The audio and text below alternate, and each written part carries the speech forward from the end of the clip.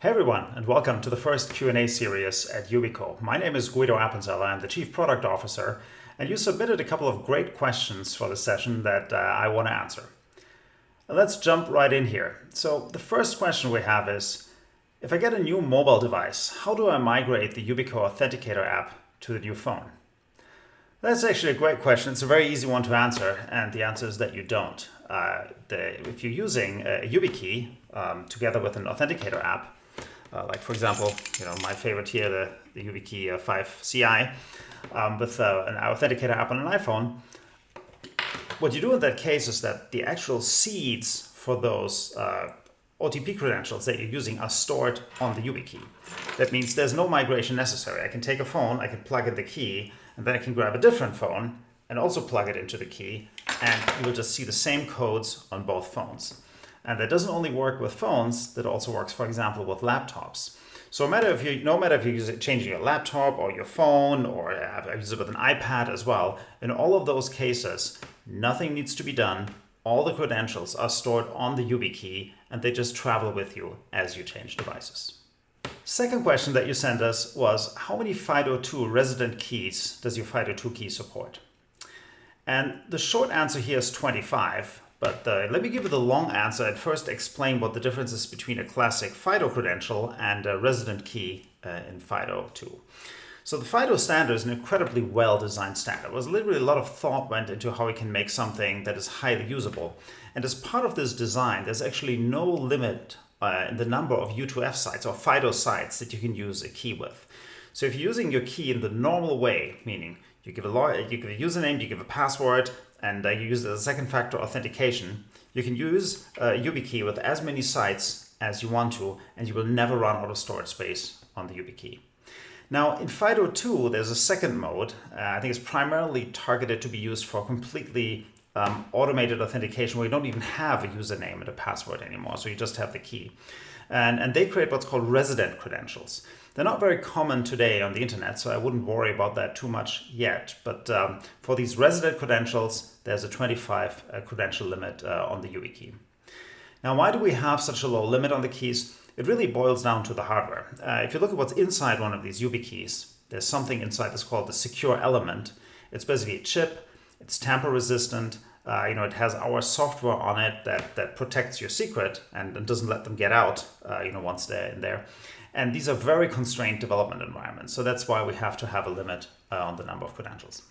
And also to be clear, that's not to be confused with the number of TOTP credentials you can have. So if you're using something like Yubico Authenticator and you're generating the 6-digit codes, there's also a limit for that. The independent limits, you can have a maximum of 32 of these Yubico Authenticator credentials, and then an additional 25 resident keys on a YubiKey. So the third question we had here is Yubico going to release wearables in the future? And that's actually a super interesting topic and an area where I'd love to get more input. So I personally am a big fan of wearables, having a UB ring or maybe a UB bracelet or something like that would be really attractive, I think. That said, it's actually fairly hard to get the form factor right. I mean, the first thing is, let's assume I want to have a ring that now has a YubiKey functionality on it. We probably can't fit a USB port anymore. Doing that would be very awkward. If you compare the size of the USB port with the size of a ring, right? That would be difficult to make that work, just in terms of physical geometry. Now, potentially you can do something with NFC, but unlike simple tag scanning, the kind of things you're doing with the YubiKey, the cryptographic operations actually take a lot of power, they take good connection, there's a good amount of data that's being transferred. So we have much higher requirements for any kind of authentication operation with a ring than you would have with simply detecting an NFC tag. Another option that we could use is Bluetooth, but Bluetooth means you need a battery. The battery can run out, so we're not big fans of that technology either. So it's definitely an area where we're very keenly interested in. If you have any good ideas, feel free to send me an email or just reach out to me on Twitter and let me know what you would like to see in this particular area. So the fourth question we got is there any way I can back up my YubiKey to recover fast in case of lost damage without having to reset my 2FA on multiple sites? So that's actually a really good question.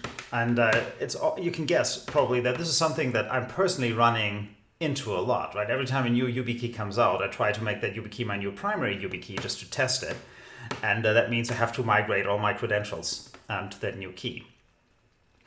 So let's start with Phyto. For Phyto, there's really no way how you can migrate a credential from one key to another key. So what you do instead is you always have 2 or at least 2 keys enrolled in every website. So whenever I sign up for a new site, let's assume I sign up for Google, I take my primary YubiKey, I have a backup YubiKey, and register both of them with that site, right? And that works.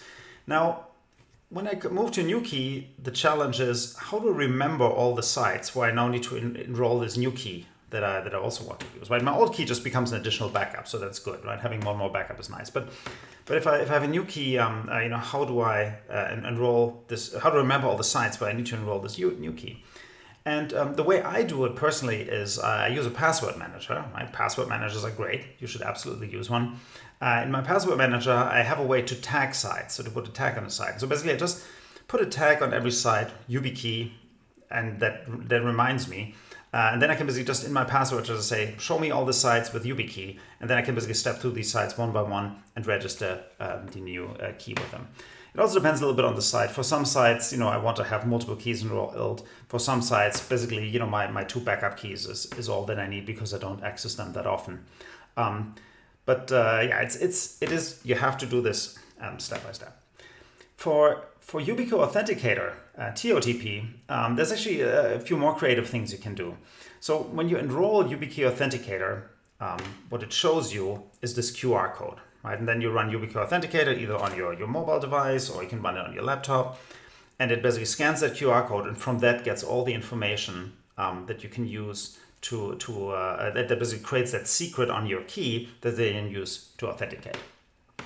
Now, same principle here as well is that once the secret is on the key, you can no longer get it off, for security reasons. But what you can do is you can basically take that QR code or the individual parameters if you want to and store them in a safe place. So I know some people that basically print out that QR code, just put the paper in a safe. That's actually very secure for all practical purposes, right? And then if you have a new YubiKey, you can get out those QR codes and basically just take the QR codes, put them in front of the camera of your phone, and one by one, re-enroll those seeds into a key. You can also, when you enroll a new site in Yubico Authenticator, enroll it in multiple keys. So this is actually fairly easy. You can, when the QR code pops up somewhere, you would take your phone, you would plug in one YubiKey, take a photo of it, enroll those credentials in your phone, and then just take the next YubiKey, also plug it in or use with NFC, and then you can also take that YubiKey and get the seed into that YubiKey. So basically, you can do multiple enrollments in one go. That makes it a little bit easier for TOTP. And then for other protocols, like for example PIV, usually it depends a little bit on your configuration, but in most cases, if you, for example, lose your YubiKey or get a new one, you just go to your IT office. They will give you a new certificate on your key, and that certificate should work everywhere because it's usually tied to an identity. They are not tied to any particular hardware token. All right, the last question we had is where do you see the future of Phyto 2 heading in terms of application and service support? It's a big open-ended question. So Phyto is still a fairly new standard, right? I mean, first of all, I think there's a ton of good news over the past year. As of today, we're supported, Phyto is supported on all major operating systems, right? It's supported on Windows, on Mac OS, on Linux, on iOS, on Android, and all browsers, or all major browsers, right? I mean, we can do anything from Chrome to Edge to Firefox or Brave, right? They all work well with Phyto and Phyto 2. Now there's still some kinks, certain things like, for example, PIN doesn't work for Safari Mobile at the moment, right? But I expect those to get fixed fairly quickly. With Apple really enabling iOS support for Phyto, I think we've sort of completed at the platform level everything that we need. And most of that is Phyto 2. So we're in good shape there. Now for the sites, it's still a little bit of a mixed bag. If you look at the really large site like Google, Microsoft, Facebook, Amazon, Apple, it's only Apple that doesn't have support for authenticating with a key yet. And as they just added that to phones, I would hope that that's something that they're working in in the future. Now, support for Phyto or Phyto 2 is not uniform though. So to give an example, like Microsoft has really been on the forefront of bringing Phyto support to their authentication methods. But I recently logged into Xbox Live for a Minecraft account, and Xbox Live, I wasn't able to get Phyto to work there. I still had to fall back to an Authenticator code where I use Yubico Authenticator that I have as a second factor on my Microsoft account. So it's now all this said, I'm very bullish in the future. I think we're seeing a ton of activity there. We're seeing a ton of sites that are adding Phyto capabilities. Apple adding this to iOS, I think, will accelerate that further. It's the same with apps. We're seeing more and more apps that are using our SDK or other SDKs to add Phyto capabilities. So I'm pretty bullish that in the future that'll only improve. And I'm actually really excited thinking about where we will be in 1 year. Right, we've made a tremendous amount of progress over the last year. I think we'll make even more progress over the next year. I'm deeply convinced that Phyto is the future of authentication, and I think it'll be, no pun intended, very ubiquitous at the end of the day. That's all we had. Thanks for watching, and I hope to see you at a future FAQ here at the online. Thanks.